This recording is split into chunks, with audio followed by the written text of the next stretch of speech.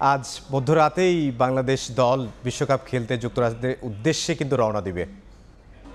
বাংলাদেশ বিশ্বকাপ স্কোয়াডের সদস্যরা photo session করছে, আমরা সরাসরি সেটি দেখতে পাচ্ছি।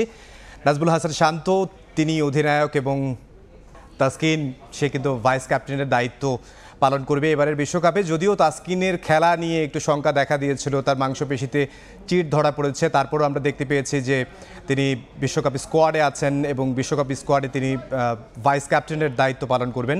সাকিব আল হাসানের পারিবারিক একটি সমস্যার কারণে আসলে তিনি আজকেই দলের সঙ্গে যুক্তরাষ্ট্রে যাবেন না, যেহেতু আজকেই মধ্যরাতে বাংলাদেশ দল যুক্তরাষ্ট্রের উদ্দেশ্যে বিশ্বকাপ খেলতে ঢাকা ছাড়বে। তো সাকিব আল হাসান পরে দলের সঙ্গে আবার যোগ দেবেন। আমরা বেশ কয়েকজন নতুন মুখও দেখতে পেয়েছি এবারের টি-20 বিশ্বকাপে, যাদের উপর আমরা আসলে নির্ভর করতে পারি। 15 সদস্যের দল ঘোষণা করা হয়েছে এবং দুজনকে কিন্তু সাবস্টিটিউট প্লেয়ার হিসেবে রাখা হয়েছে। আমরা সেখানে বিশ্বকাপ দলে আছেন, স্কোয়াডে আছেন, তারা প্রথমে একটা ফটো সেশন করেছেন। এখন সেখানে যোগ দিয়েছেন কোচিং স্টাফের সদস্যরা এবং অন্যান্য অফিসিয়ালরা। শুরু থেকেই যদি বলি, একেবারে head coach Chandika Hathurusingha, assistant coach Nick Pothas, batting coach David Hemp, performance analyst Mohsin Sheikh, bowling coach Andre Adams, pace bowling coach এবং স্পিন কোচ মুস্তাক আহমেদ সহ অন্যান্য কোচিং স্টাফরা আছেন। সেখানে এখন বাংলাদেশের পুরো টিম একসঙ্গে বসেছে, অর্থাৎ কোচিং স্টাফ সহ যে পুরো কন্টিনজেন্ট আসলে আমেরিকার উদ্দেশ্যে যাবে, যুক্তরাষ্ট্রের উদ্দেশ্যে বিশ্বকাপের জন্য, তারা এখন দাঁড়িয়েছেন। এই সেশনটি আসলে শুরু হওয়ার কথা ছিল দুপুর 1টায়, এখন থেকে আরও 1 ঘন্টা আগে, তবে নানা কারণে এটা পিছাতে 1 ঘন্টা পরে এখন শুরু হয়েছে।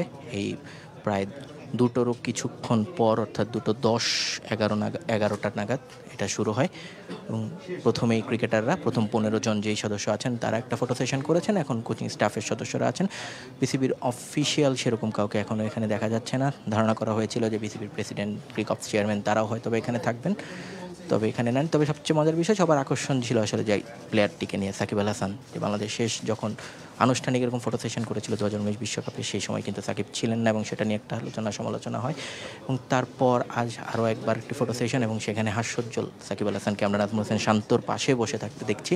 তার পাশেই আছেন নতুন ভাইস ক্যাপ্টেন তাসকিন আহমেদ, সৌম্য সরকার, একে একে এরপরে সব ক্রিকেটাররা সামনে বসেছেন, কয়েকজন পিছনে দাঁড়িয়ে আছেন।